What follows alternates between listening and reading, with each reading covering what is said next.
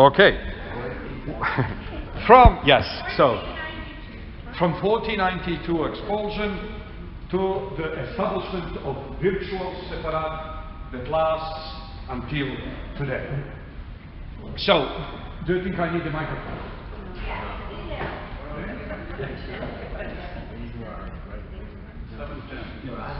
Well, there is nobody here, this doesn't work. I'll start without it, and then when somebody's here, we'll fix it. Okay, so few things. First of all, those who have listened to the previous lecture do know what were the reasons behind the expulsion. Do you follow? Do you remember that? Yes. Right, so I don't have to repeat. There was a problem. The problem was the Jews who were forcefully converted in 1391 could never actually really assimilate into the Spanish society. That's what the crown and the church told, unless the Jews who were allowed to stay Jewish were expelled. Why? Because Jews were giving infrastructure to conversos to continue conducting mitzvot. Okay? So, if you say, oh, beautiful, and we would, también necesito el micrófono. Así que si me puede abrir uno, porque ninguno no está abierto.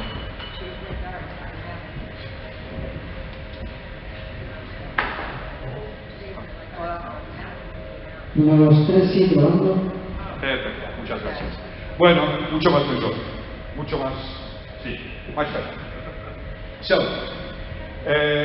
the idea was that Jews would not, that the conversos would not assimilate if they still had the support of their brethren who were allowed to stay Jewish. So, in 1492, the Jews were given two options: either to leave the country or to convert to Christianity. As I said, at this moment, we already have 200, approximately, the numbers are not known, but we already have approximately 200,000 converts. And there are 400,000 Jews who need to decide whether they are leaving or staying. 200,000 left, and additional 200,000 chose to convert. So now we are speaking of 400,000 converts who stayed in Spain. And then at the same time we should concentrate on those 200,000 that left. So imagine, first of all, Jews in Spain never spoke Ladino. How could they speak Ladino in Spain? If they spoke Ladino in Spain, then we could easily claim that you guys are speaking Junglish, Jewish English. But you don't. Each and every of you just speaks normal English of his own area. So people from New York speak with actually and fabulous, and people from Alabama have a different accent.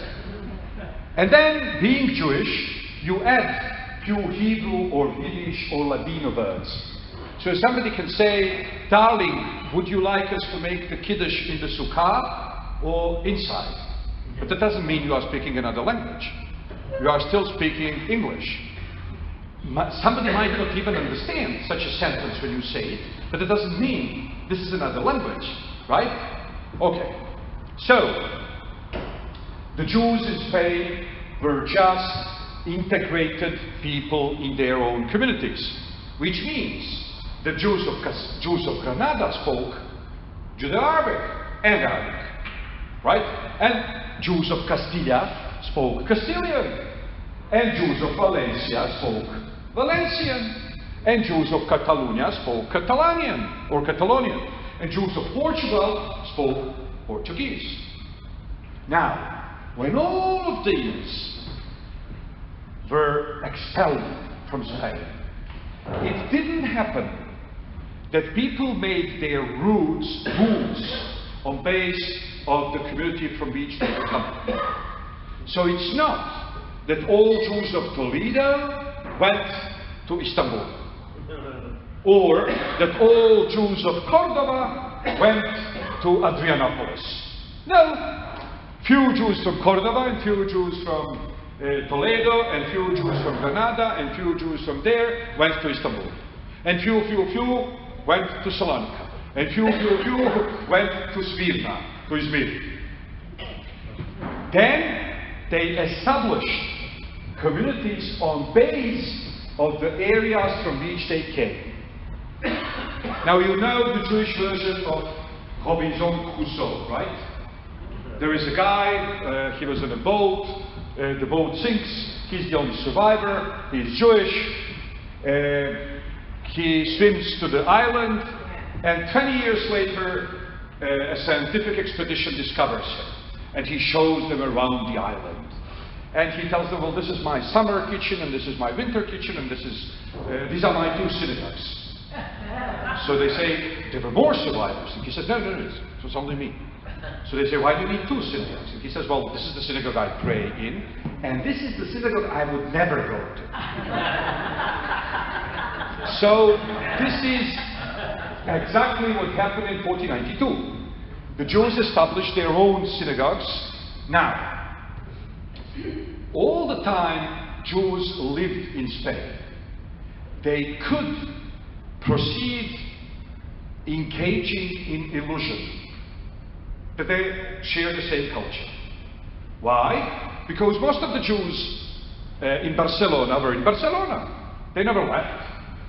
Most of the Jews from Cordova were in Cordova. They never left.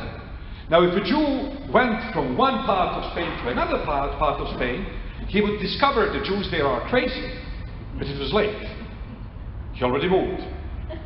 Now, all these people live next to each other, and they discover that they don't do the things in the same order in the synagogue.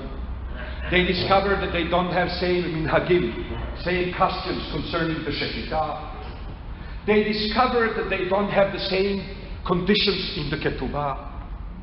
They discover that they have different melodies for different songs in the liturgy. They discover that they pronounce Hebrew in different ways.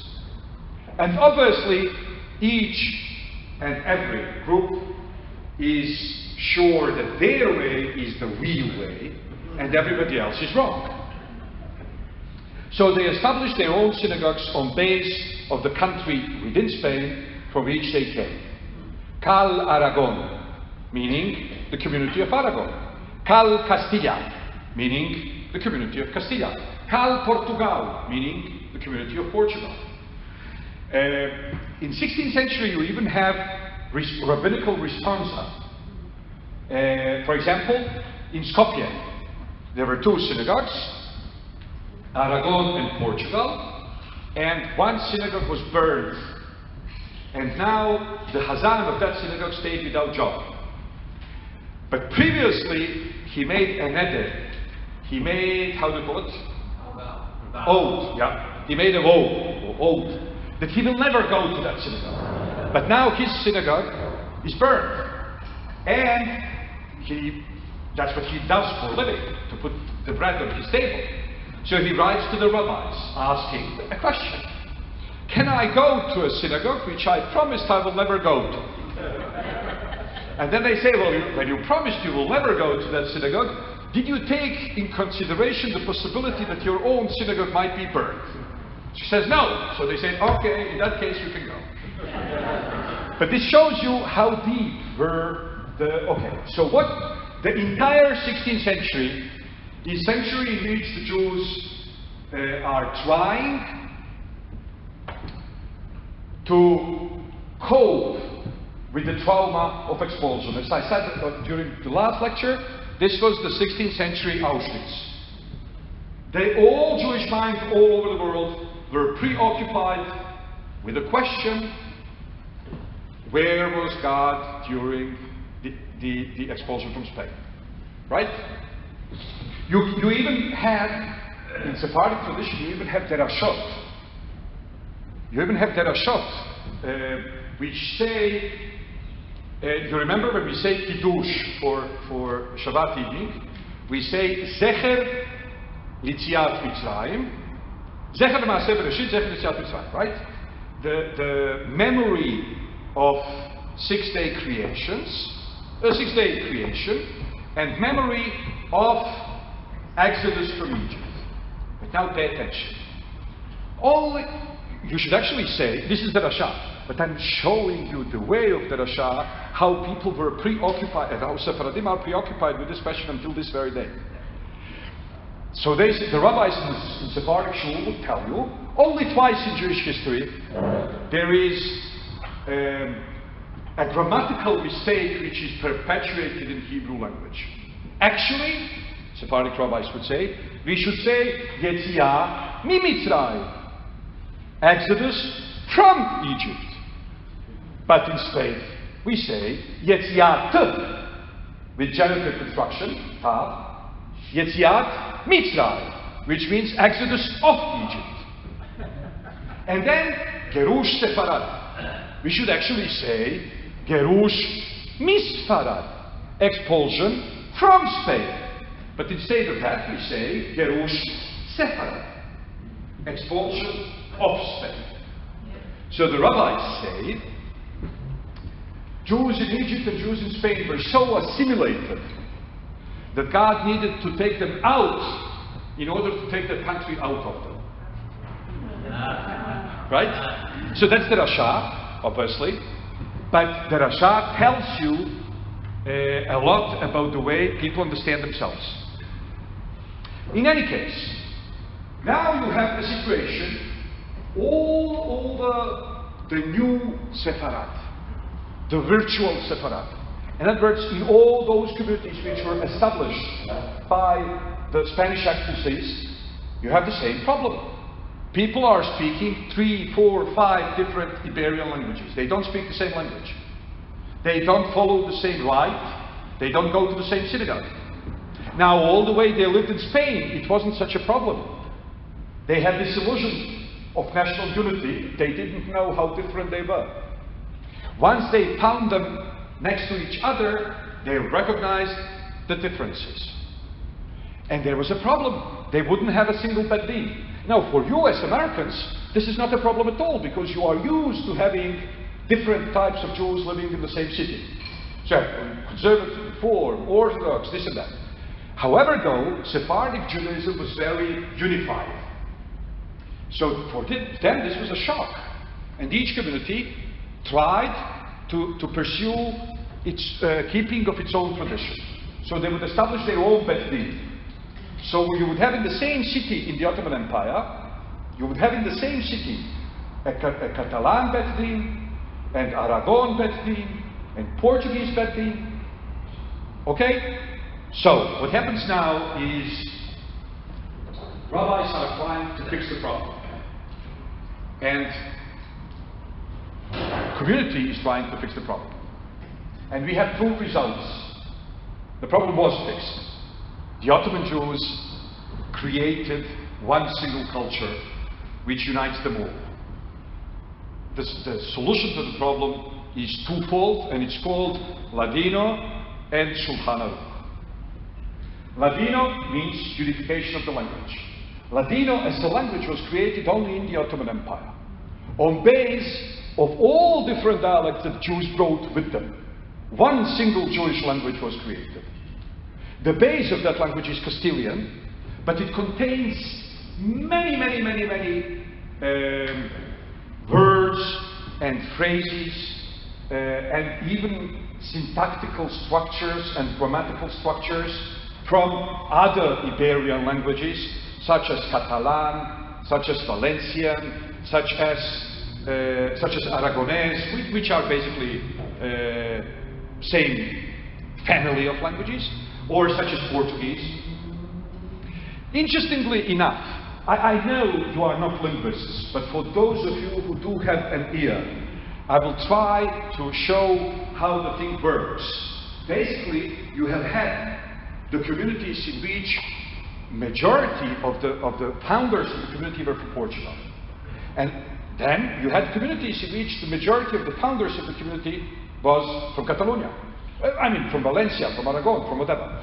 Or you had communities in which the overwhelming majority of the founders was from Castilla.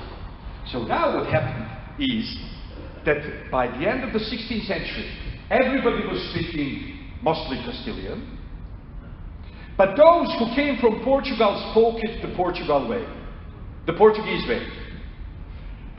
What does that mean? In Portuguese, for example, I know this is complicated, but try to follow me. An unaccentuated O becomes U. In other words, when you have a word which contains O, if there is an accent on that O, it stays O. If there is no accent on that O, in Portuguese it becomes U. Right? The same happens with E, which is pronounced as E, if there is an accent on it. If there is no accent on it, it's pronounced as I, E. Not E, but E. I'll give you one single word which contains example for both. Querido, darling, you would say in Spanish. Those communities in which the speakers of the new Judeo-Spanish were actually originally from Portugal, they wouldn't say que-ri-do, they would say ki-ri-du. Okay? Querido, which is, with the same meaning of querido. So, Ladino as a language was established in Ottoman Empire during the 16th century. This wasn't, unlike the Shulchan, this wasn't a conscious attempt of the elite to unite people. This was just a victory of life. Okay? However, though, the halakhical, and Jews were not even serious about their non-Jewish Jewish languages. What does that mean, non-Jewish Jewish languages? Every single religion has two different types of leadership. On one side, you have priests, which are keepers of yesterday. And on another side, you have prophets, which are harbingers of tomorrow. Both groups are trying to impose on the people their vision of the world. Priests/rabbis are trying to impose yesterday. They are trying to help the Jews to stay the same thing that their fathers were. The prophets say, I couldn't care less about you or your father. I want you there where God wants you. Now, most of the people don't follow neither the rabbis or the prophets, but the tension. But that's exactly what helps us stay where we are. Because the rabbis, they pull the string that way, and the prophets, or the mystics, or the Kabbalists, or call them any way you want, pull the string that way, and we stay here. In the middle, between the tensions. So, the elite was never really found of Ladino until it started dying. The elite was never really found of Yiddish until it started dying. This is crazy, but that's a very Jewish thing. The entire 16th, 17th, 18th, and 19th century, Sephardic rabbis from all different Sephardic centers of Torah learning are screaming against the romances. They say, who needs these non-Jewish songs in non-Jewish language, speaking about adulterous wife, speaking about adulterous queen, speaking about caballeros which break hearts of so many women? Are these Jewish values that you want to bring your kids with or in? From the very fact that they didn't scream only in the 16th century, but also in 17 and 18 and 19, we can deduce that they were not successful. Right? Because if their screaming was to help during the 16th century, there would be no need for them to scream in the 17th. But they scream in 17th as well as in the 18th, as well as during the first half of the 19th. And then a beautiful thing happens. Jews stopped singing romansas because they became outdated. The first collectors of the romansas are rabbis. Why? Because now they are afraid. All the way the romansas were today, they didn't like them. They wanted yesterday, the pre-romansa yesterday. Now once the romansas became yesterday, they felt they were entitled to fight for it. So this is mechanism which is typical for all traditions based on religion, including the Jewish one. conservative forces and liberal forces or revolutionary forces. In any case, the same was true about the language. The Jews were not serious about Yiddish. The Jews were not serious about Ladino. What does that mean? The elite was very, very apologetic about using those languages. They would say, we use those languages because we need to communicate with the illiterate. But as far as we as elite are concerned, we have our languages, Hebrew. You know what, if not Hebrew, Aramaic. But Yiddish? Who needs Yiddish? Yiddish is the language of the uneducated. Who needs Ladino? Ladino is the language of the... So being the fact that elite didn't really care about the vernacular language, it had this obsession with the Holy Tongue. They didn't undertake this project of creating a unified language. So it was a reality project. It just happened on its own.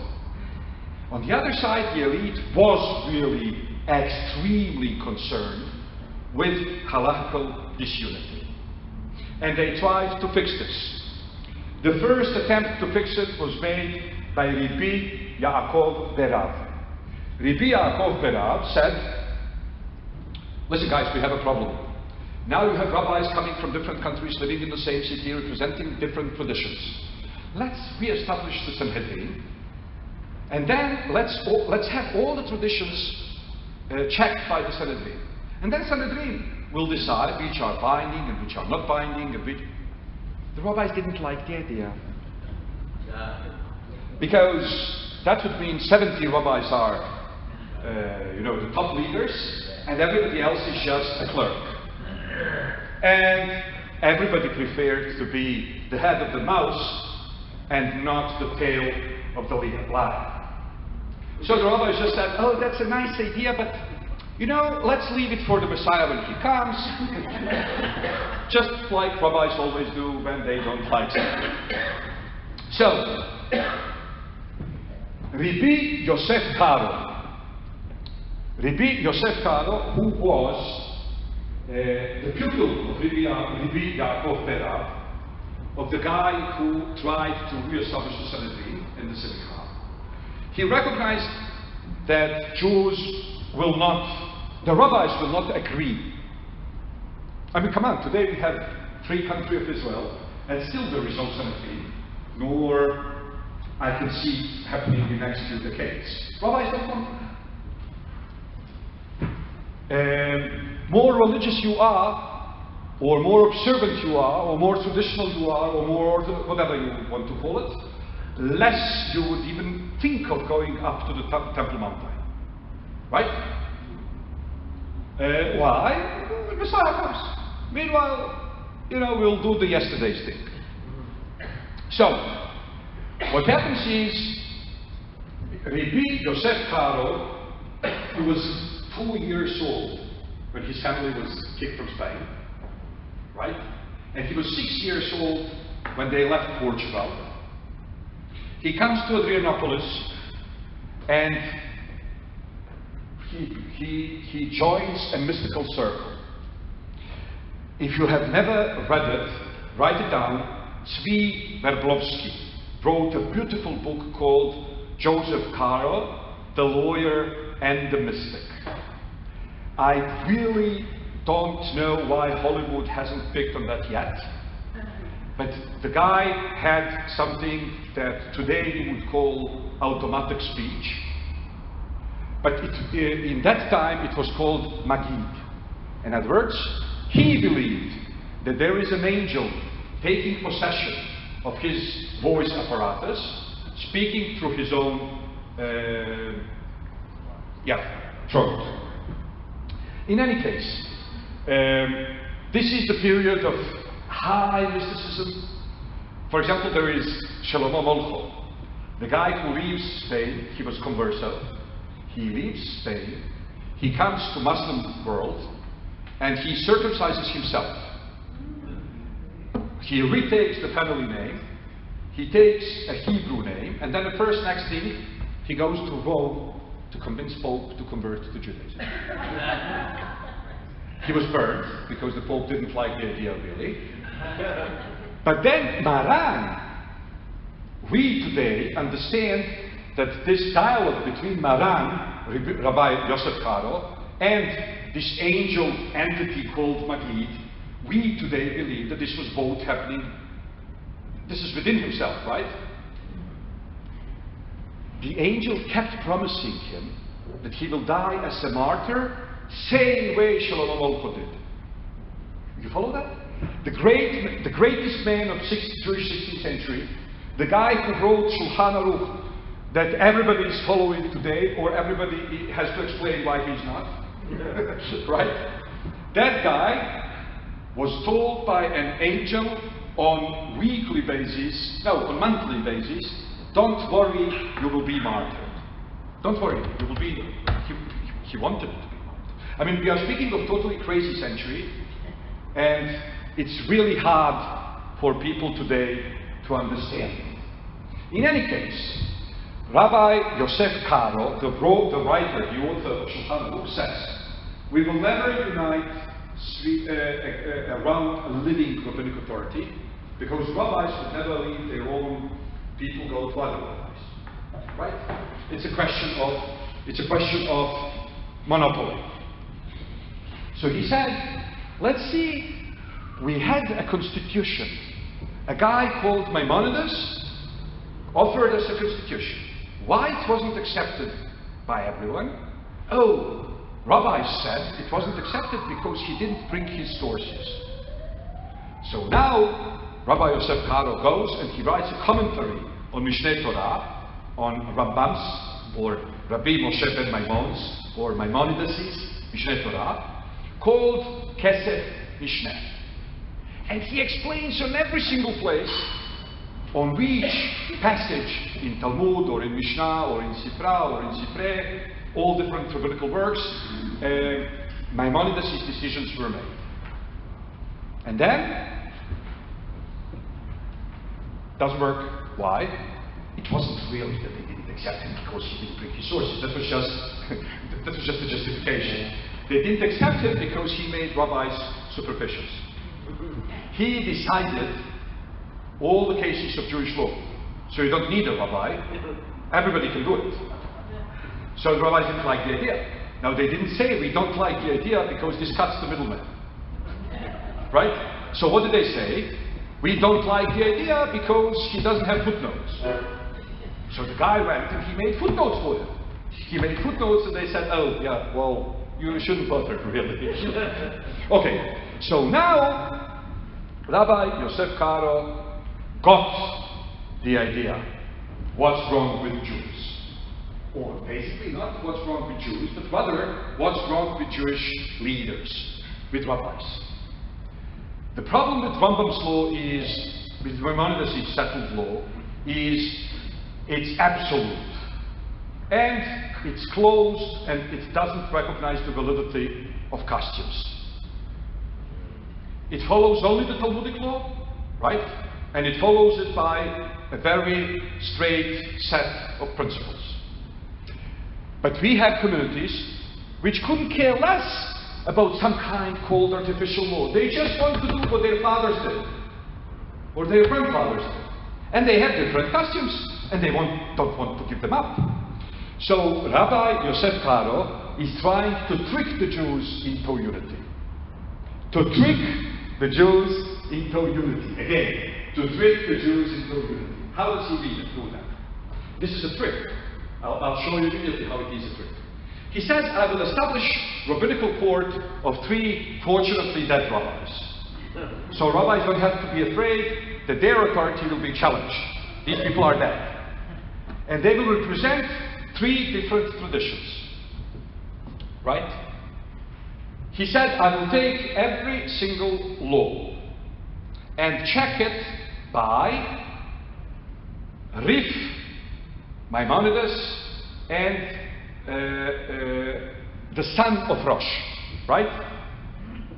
He is called in Jewish sources Arba'at Turim because the name of the book he wrote is Arba'at Turim. You remember? I said he was a Jewish, Rosh was a German Jewish refugee who came to Toledo, and he became the chief rabbi of Toledo.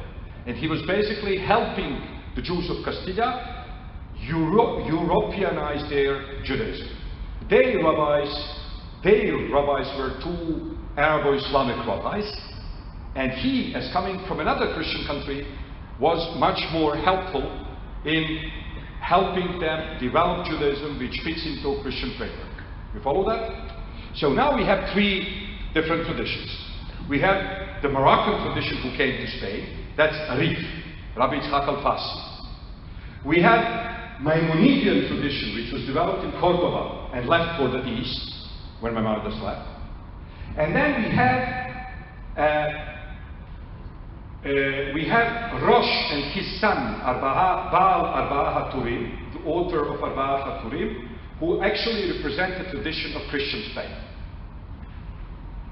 So, Rabbi Yosef Karo says, I will take his book called Arba'a HaTurim, because it's more modern than Maimonides, it's less Talmudic than Maimonides, it takes in consideration Jewish costumes, individual community costumes, but every single thing he says, I will go to Rambam and say, what do you say about this? I will go to Rif and say, what do you say about this?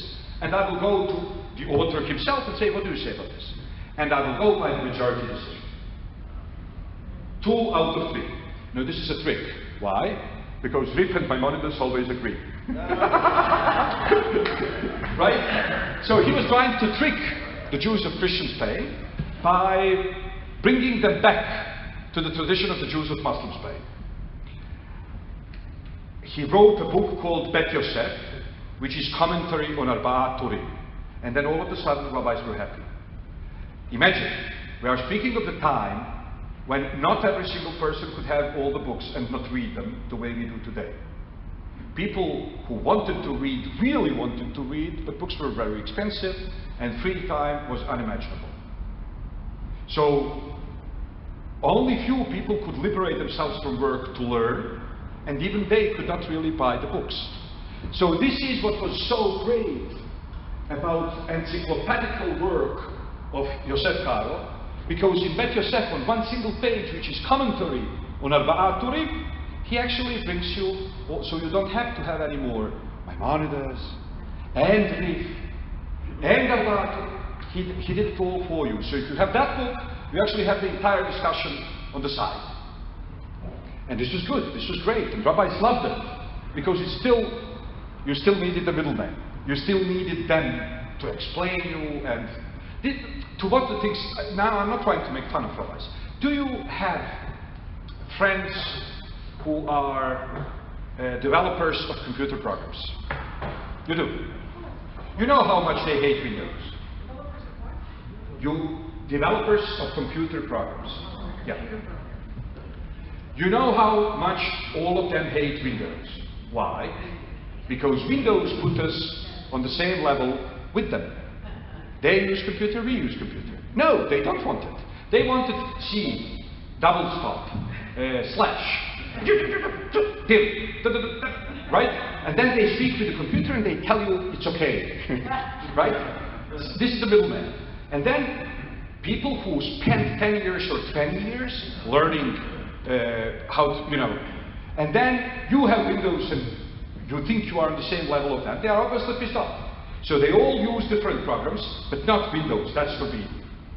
So, okay, the rabbis are similar to computer program developers, right? They hate Windows.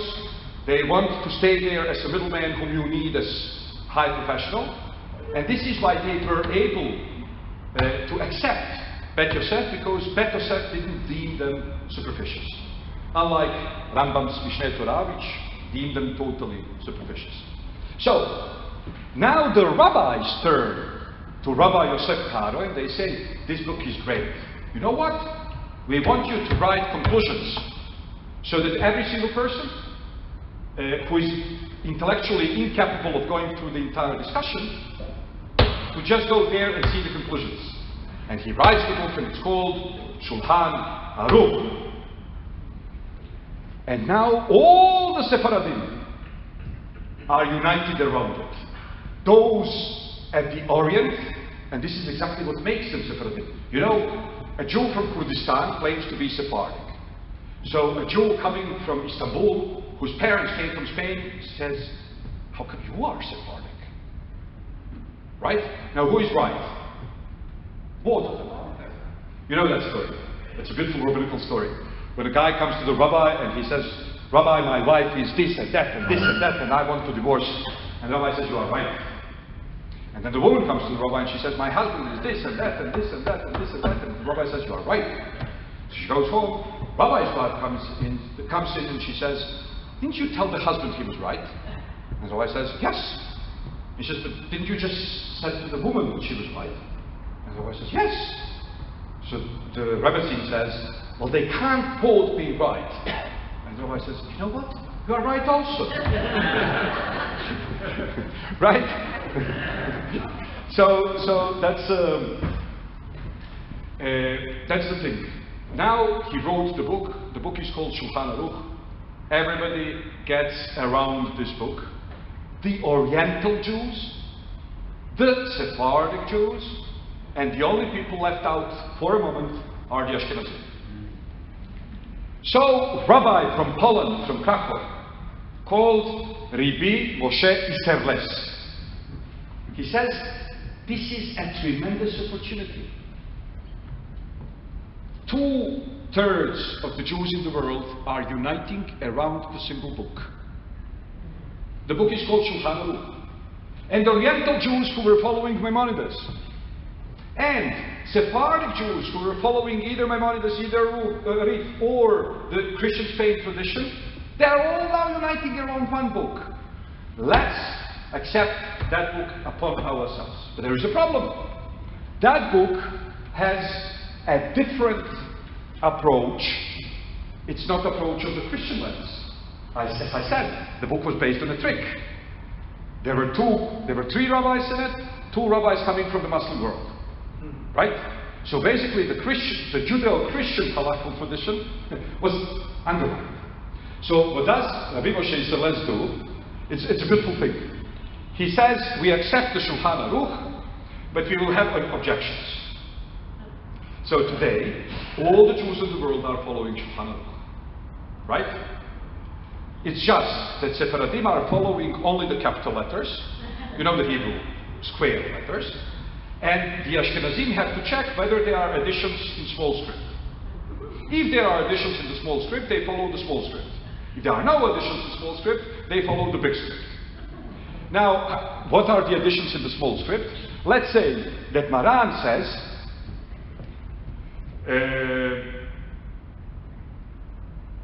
majoritarian opinion is you do this. And then Rabbi Moshe Isserles says, but in this country we do that. Right? So it's basically reintroducing the tradition that was developed in the Judeo-Christian world. You follow? Now, it is reintroducing the tradition that was developed in the Judeo-Christian world. In other words, in Germany, France, and Christian faith. That tradition was tricked out. Because Maran said, we will have majority vote out of 3. But 2 of them are coming from the Islamic hemisphere. But then Rabbi Moshe Isserles says, we will accept the book. But whenever there was a different Judeo-Christian opinion, different than Judeo-Islamic solution, we will follow the Judeo-Christian tradition, even though you decided against it. So, you can say now, well, how this brought about unity? Well, first of all, for the first time in diaspora, all the Jews in the world are following one single book. It doesn't matter whether they follow what's big letters or small letters in that book. They unite around one book. And this was halakhic unity that was basically a premeditated project and second try to unite the expulsives. Right? It never was oriented towards the Ashkenazim. The Ashkenazim were not part of the problem at the moment. The problem was that Sephardim, who came out of Spain, had different customs, and they needed to create a unifying culture because now they live all together. Right? So this is how Shulchan Aruch came to exist. Now, I think, who is Sephardic, right? Who is a Sephardic Jew? Well, the question who is a Sephardic Jew is a new question, the same way the question who is a Jew is a new question. In traditional community, such a question never existed. Why?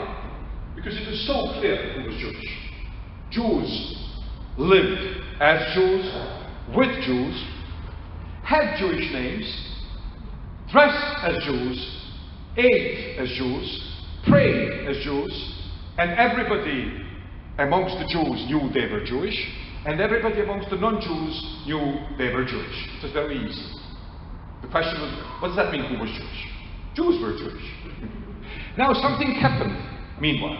So Jews stopped living with each other, and in Jewish quarter, and they stopped having Jewish names. How many people you know who are Jewish, but they are called Harold or James or whatever? They stopped dressing as Jews. They stopped speaking Jewish language, Judeo-Arabic, Yiddish, Ladino, right? They stopped even believing in Jewish God, let alone praying for them. And still they were Jewish. So now we had to decide who is Jewish. Is it an ethnic question, cultural question, national question, religious question? Well, it's a complicated question, and everybody has his own answer, and it's all legitimate. The same way, the question who is Jewish in traditional community didn't exist. The question who is Sephardic didn't exist. Why? Because Sephardim were all those people who accepted the Sephardic ritual and Sephardic halakha. Sephardic liturgy and Sephardic halakha. Now, why do I say liturgy and then halakha? Because liturgy was much more important in Jewish life than the halakha. Why I'm saying this? If a Jew had one single book, which book would that be?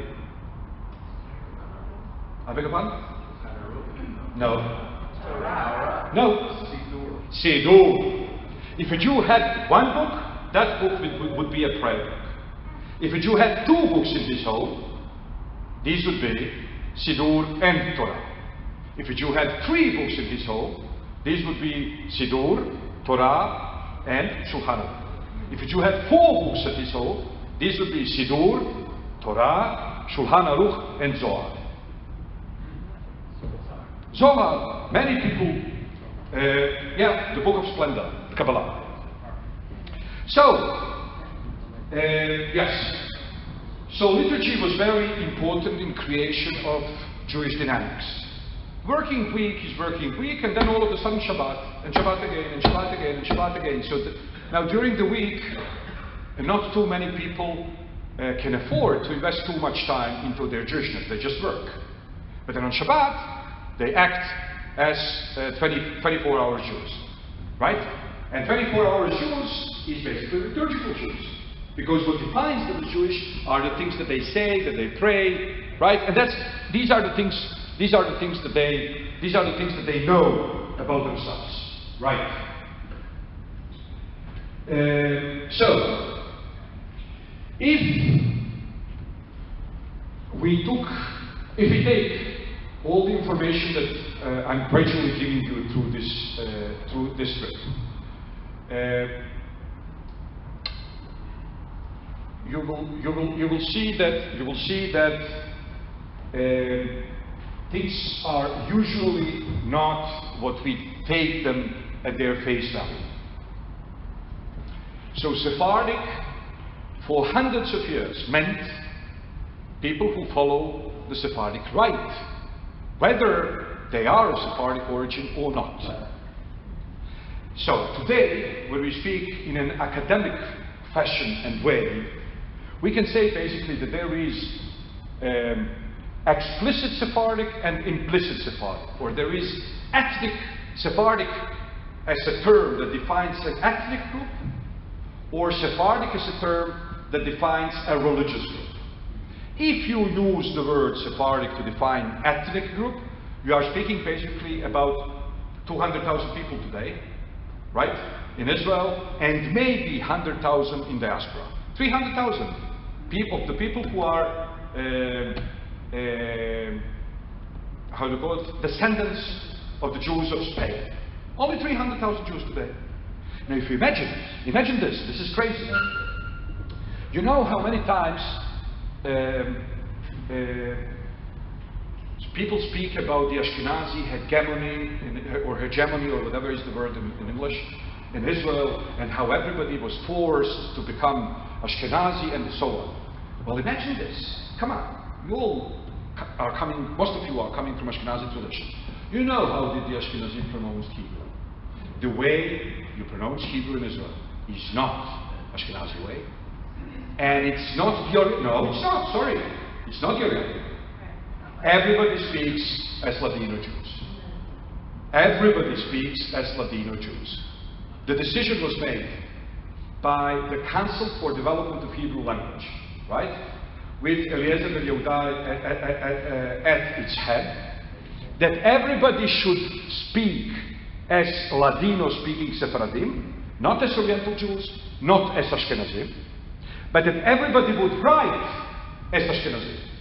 What does it mean everybody would write as Ashkenazim? Because besides the square script, right, where this is an Aleph, you also have a cursive script in Hebrew, right?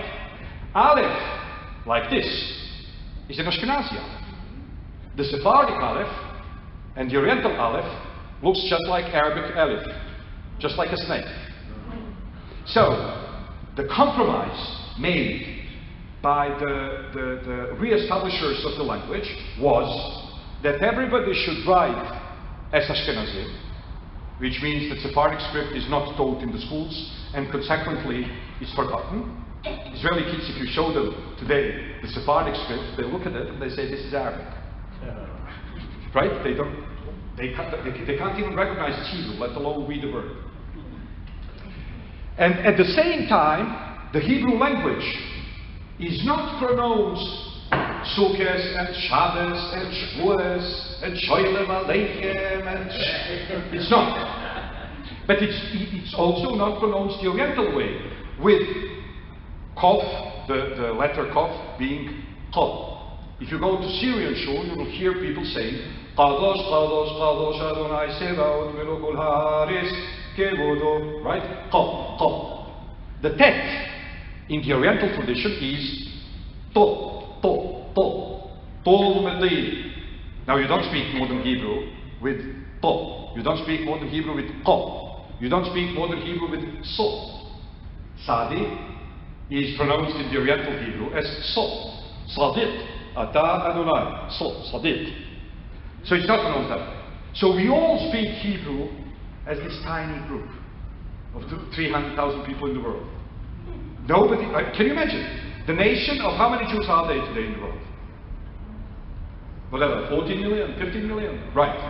7 million of them live in Israel, and at least 2 million of them, of additional Jews in diaspora, are fluent in Hebrew to a certain level. 9 million speakers don't follow the majoritarian Ashkenazi group, or the huge Oriental minority. Everybody speaks as Ladino speakers. It's a beautiful thing. And that's exactly, when I came to Israel, I didn't have to change anything in my Hebrew, because the way we prayed at home is the way they speak in Israel. Right? Really. Totally Sephardic liturgical pronunciation of the language. Right? Okay. So, we should be ending because at 4 o'clock you need to get onto your bus. Yeah, because you are going to. 4 o'clock is good enough. But if you want, I can speak more and answer some questions. What? 4:30 or 4:30. Yeah, it's. Oh, it's 4:30, so they already left. So everybody here can be there. Beautiful. So, okay. Would you like to ask any questions? The first one, follow me, I said 3 books. The first one in which he tried to bring footnotes for Maimonides, that one is called Kesef Mishneh. K-E-S-E-F, Mishneh.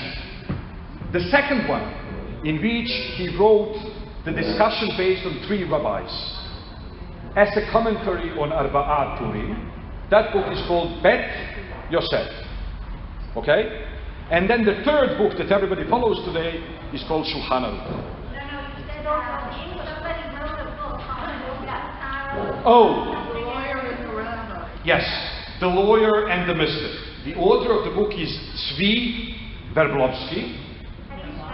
Tzvi Z-V-I, yeah. Verblovsky starts with W. And the rest of it is just as you hear it. Verblovsky, W. E-R-B-L-O-V-S-K-Y.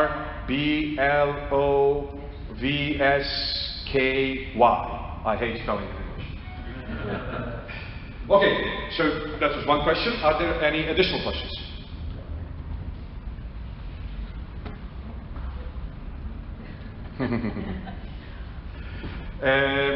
Have you paid attention to have you been today to the statue of Samuel Abulafia? Toledo. In front of the synagogue, Toledo. in Toledo, yes. On the right side, there is a statue of the founder of the synagogue, Samuel Abulafia. Have you seen it? Who saw it? You saw it. Have you seen anything disturbing in particular concerning that statue? It's just a stand in reverse, and it looks very sort of long, curly hair, very sort of what you might see as stereotypical pictures. You can Google it. Non-flat. First of, I mean, historically, this just shows to what extent the Spanish population doesn't know anything about Judaism. Especially not about the traditional Sephardic Judaism before the expulsion. So when they made the statue of Samuel Abulafia and they are acting from philo-Semitic reasons, right? But they add him Pius. Why? Because he was a rabbi. So they went to Google, they found the picture of the rabbi. Most of the rabbis they saw there had Pius. So they added him Pius, right? To be on the safe side. Now he would never have Pius, obviously, because he was not Hasidic. For God's sake, he was Sephardic. And then they added him Kippah, which Sephardim never had. Until recently, Sephardim never had Kippah. And then on the Kippah, they also added Star of David, which, again, is became exclusively Jewish symbol only with Zionism. Now, a Jew in medieval Spain wouldn't have a kippah, he wouldn't have Star of David on it, and he wouldn't have Pius. So he would just have, out of everything, the nose is right and the eyes are right. Everything else is wrong. Now, also, yeah. Yes. Me'am Loez is the most important book ever written in Ladino. The problem is, it will take me 5 minutes. I cannot get there in a minute. But it goes like this.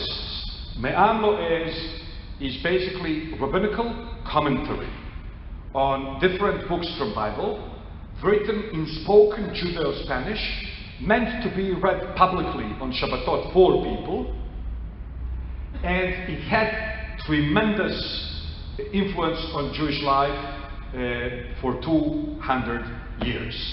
The thing is, we can basically say that Me'am Loez is the Sephardic substitute for the Hasidut. How did the Hasidut develop? If you imagine, I'll use my credit cards for that. That would be very Jewish. If you imagine the elite and the people, right, as two boats.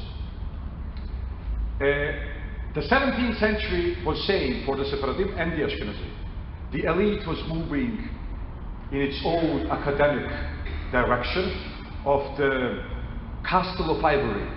They were writing books that not only nobody could understand, but nobody cared to understand in the first place. Right? Very similar to present-day academy. So only 10 people from your branch shall read what you say, because the rest of the community doesn't even know why would anybody write about it. So that's the way the rabbi functioned in the 17th century. But you need to be a rabbi in order to think that if your boat leaves, the people's boat will stay where it was. No, the people developed their own popular culture, and the two boats went to different directions. Now what happened amongst the Ashkenazim was that as the boat separated, a new elite from the popular boat stood up and they said, we will lead you guys. Those guys left. We will lead you. Now this generation, the first generation of Hasidic rabbis, unless they were converts from the elite, members of the elite who joined the popular front, they were illiterate. And you can see it from their books. The first generation of Hasidic masters, their Hebrew is broken Hebrew, right? Because they are thinking Yiddish, just like any Am Haaretz and any woman and any kid would, any non-elite member, right? And they are writing Hebrew because if you are a Jewish leader, you need to write Hebrew. But they didn't know Hebrew. Their Hebrew was upside down. Now, what happened with the Sephardim is exactly the opposite. Two boats separated, just like the Ashkenazi case. Then one of the members of the elite, one of the most elitist rabbis, the guy who wrote books that nobody read, right? He said, we need to do something. He jumped over the boat with, how do you call it? Chut, we say in Hebrew. Yeah, okay. Say the word again. Thread. Yeah, with the rope, exactly. Okay, so he jumps with the rope in his mouth. He swims all the way to the popular boat, and he brings it back. How? By writing a book in the language they understand, in Ladino, in Judo-Spanish, treating the matters they care. They want to understand Parashat HaShavua. Why? It's part of their liturgy. They read Torah, not as a book. They read it as part of liturgy. Every Shabbat you read a piece. That Shabbat you want to understand that piece. Right? It's very easy. Now, he knows the public that he's talking to. So he knows that if he brings in too many laws, people will just close the book. It's too much. So he makes this beautiful mixture of everything. When you read that book, you never know what the next sentence will be. Because he can start dealing with the pasuk, right, with the verse of the Bible, and then he can switch to few laws, and then to few costumes, and then to few stories, and then to few informations about the world, and then back to so you never know what you can wait for. But in order to give you an example, he started writing on Bereshit. He wants to introduce everything you need to know about Judaism as a commentary on Bereshit. Now let's say you are writing a commentary on Bereshit. Now let's say you want people immediately, as soon as they start reading Bereshit, they know that they should light Shabbat candles on Friday Eve, right? You want them to know this. Now I ask you a question, where do you put this in the commentary? So he does a beautiful thing. You know there is Mishnah which says, for 3 reasons the ladies are dying when they give birth. Al she'enam zehirot b'halav, b'nida, u'b'adlakat haneh. Because they are not careful when they take halal out.